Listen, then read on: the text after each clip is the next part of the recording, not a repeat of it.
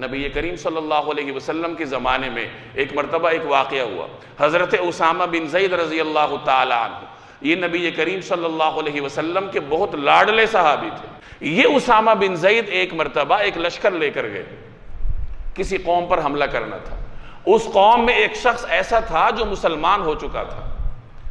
مسلمان لشکر کو علم نہیں تھا کہ یہ مسلمان ہو چکا ہے. جب اس قوم نے سنا کہ مسلمانوں کا لشکر آ رہا ہے تو وہ سارے فرار ہو گئے، اور یہ شخص نہیں گیا. اس کا تو خیال تھا کہ میں تو مسلمان ہوں تو مجھے کیا ضرورت ہے بھاگنے کی، میرے بھائی آ رہے ہیں. یہ اپنی بکریوں کے ساتھ وہاں ٹھہرا رہا، کچھ دیر رکا رہا. پھر اس نے یہ سوچا کہ کہیں دشمن کا لشکر نہ ہو، کسی اور قبیلے کا لشکر نہ ہو، تو وہ اپنی بکریاں اپنا مال لے کر پہاڑ پہ چلا گیا. اتنے میں صحابہ کا لشکر آیا. اب وہاں ان کو یہ شخص ملا تو اس کے ساتھ انہوں نے مقابلہ کرنا چاہا. تو اس نے لا الہ الا اللہ پڑھا، پہلے سلام کیا اور پھر لا الہ الا اللہ پڑھا. تو صحابہ نے یہ گمان کیا کہ شاید یہ ڈر کے مارے کلمہ پڑھ رہا ہے، تو انہوں نے وہاں پہ اپنی اس سوچ کے تحت اس کو قتل کر دیا کہ یہ دشمنوں میں سے ہے اور یہ کہیں دشمن کا جاسوس نہ ہو وغیرہ وغیرہ، یہ ڈر کے مارے کلمہ پڑھ رہا ہے، یہ مسلمان نہیں. اب یہ واقعہ ہوا، یہ لشکر واپس آیا. جب رسول اللہ صلی اللہ علیہ وسلم کو اس کی خبر دی گئی تو نبی کریم صلی اللہ علیہ وسلم سخت غضبناک ہوئے. حضرت اسامہ بن زید جب رسول اللہ صلی اللہ علیہ وسلم کی خدمت میں حاضر ہوئے، خود فرماتے ہیں کہ نبی کریم صلی اللہ علیہ وسلم مجھ سے فرمانے لگے کہ اتقتلہ من قال لا الہ الا اللہ، کہ کیا تم نے اس شخص کو قتل کیا ہے جس نے پڑھا تھا لا الہ الا اللہ؟ تو اسامہ کہتے ہیں کہ میں خوفزدہ ہوا اور میں عرض کرنے لگا میرے لیے استغفار کیجئے.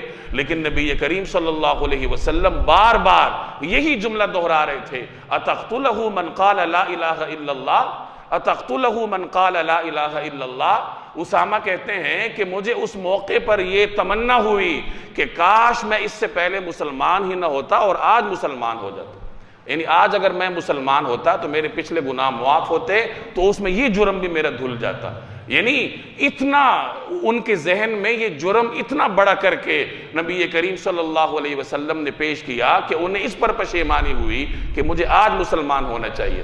اور ایک اور روایت میں نبی کریم صلی اللہ علیہ وسلم کے الفاظ تھے کہ حضرت اسامہ سے مخاطب ہو کر آپ فرمانے لگے کہ فَكَيْفَ تَصْنَعُ بِلَا إِلَهَ إِلَّا اللَّهِ إِذَا جَاءَ يَوْمَ الْقِيَامَةِ، کہ جب قیامت کے دن تمہارے مقابلے میں لا الہ الا اللہ کا کلمہ آئے گا تو تم کیا کرو گے؟ تو اسامہ کہتے ہیں میں نے درخواست کی میرے لیے استغفار کیجئے. تو نبی کریم صلی اللہ علیہ وسلم یہی جملہ دہرا رہے تھے کہ کیف تصنع بلا الہ الا اللہ اذا جاء یوم القیامہ، کہ قیامت کے دن جب کلمہ لا الہ الا اللہ تمہارے مقابلے میں آئے گا تو تم کیا کرو گے؟